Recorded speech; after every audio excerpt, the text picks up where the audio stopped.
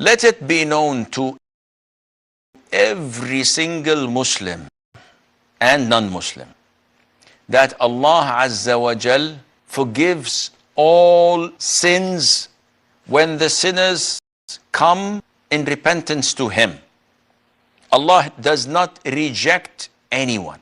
Even if you kill someone, even if you rob, even if you fornicate, even if you do the most heinous sin ever a person thought of, once you repent, feel remorseful, come to Allah asking Him for forgiveness, Allah will forgive. Allah said in the end of Surah Az-Zumar, if I'm not mistaken, that, O my servants, do not despair from my mercy, for I forgive all of the sins. And Allah says twice in Surah An-Nisa, chapter 4, that Allah Azza wa Jal does not forgive those who associate others with Him, and He forgives anything else to whom He wishes.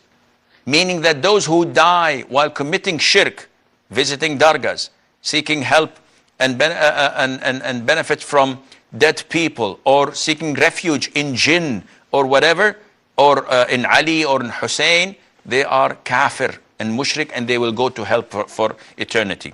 Other than that, Allah, if He wills, forgives it. So whoever commits a sin, do not despair.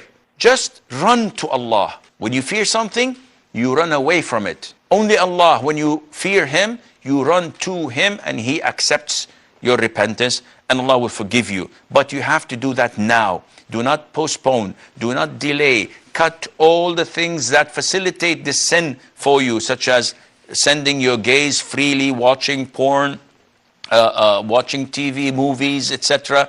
All of these things, they provoke you to do such a sin, especially the environment that you're living with and in friends you're hanging out with.